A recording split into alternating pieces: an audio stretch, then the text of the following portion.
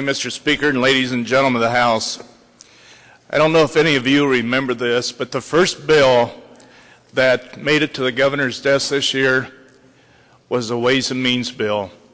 It's when the state of Iowa decided we were going to couple with the federal government on our tax policy, and we did that fast, we did it early, so the taxpayers and the tax preparers of this state knew how to act.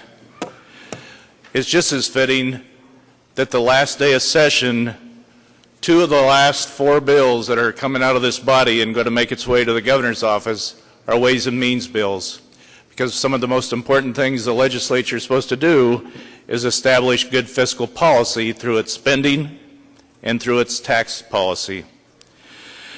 This conference committee report does just that in its tax policy and shows the true act of compromise. And first, you only have to go to the first two divisions to see those acts of compromise. Division 1 takes the Senate Democrat plan that many of the Democrats in this plan or in this body supported by establishing a property tax credit similar to the homestead tax credits.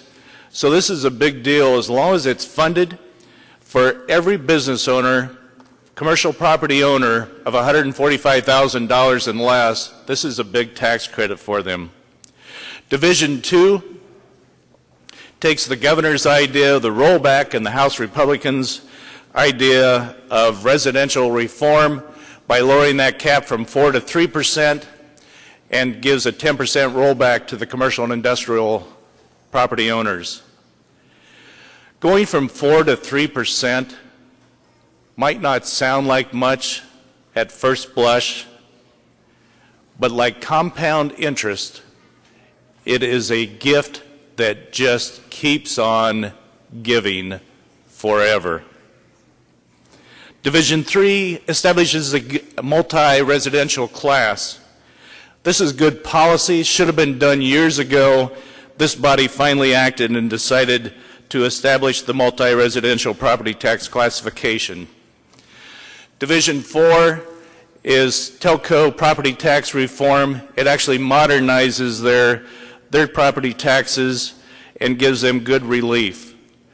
It will permit them to take some of the tax dollars that they're giving in their local governments right now and invest that in fiber that will permit them to give better service to their customers.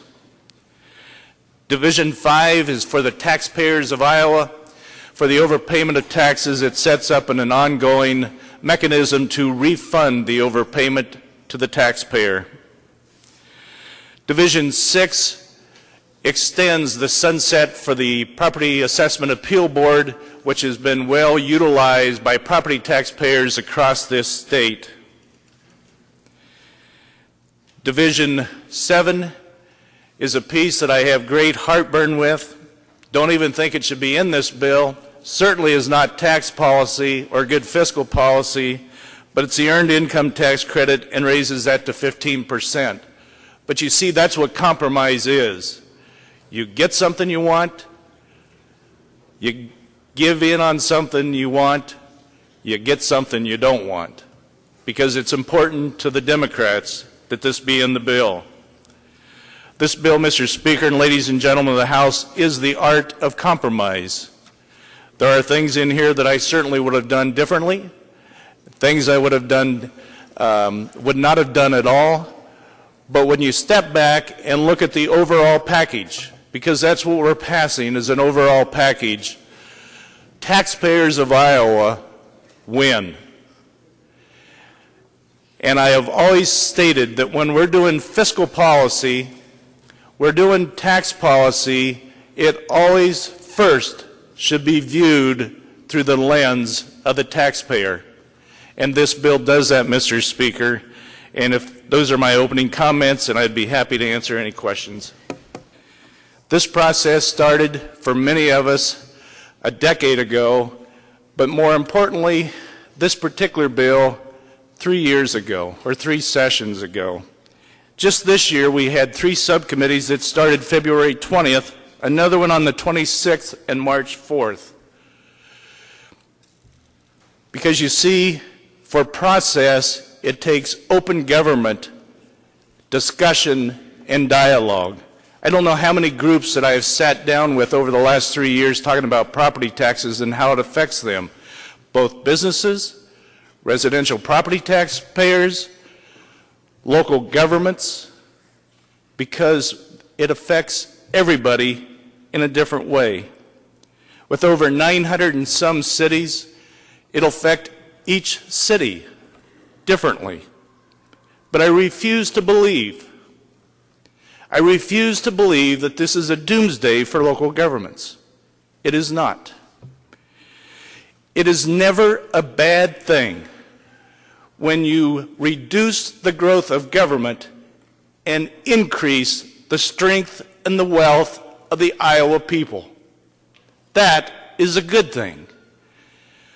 This bill is about putting money and power into job creation and the job creators. That's what we run on. That's what good fiscal policy is about. Establishing a climate to letting private business, enterprise, entrepreneurship grow. This bill could do much more, but it does a great job in going down that road. That is the purpose of this bill. That is the importance of this body. Establishing good fiscal policy so private business, individuals, grow and expand for future generations. Finally, I would like to thank the Speaker for having the confidence in me and putting me as chair of this committee, and our Majority Leader and Minority Leader. I believe that this process has worked this year, and it certainly is not Washington.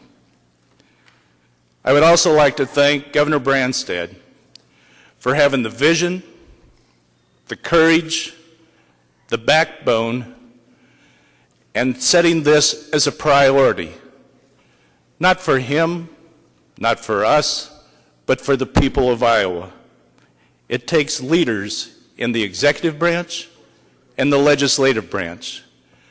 The people of Iowa have sent us here to lead, not to be activists, to lead, to govern. Mr. Speaker, this is a good day for Iowa, it's a good day for taxpayers, and I move the Senate Conference Committee report on Senate File 295.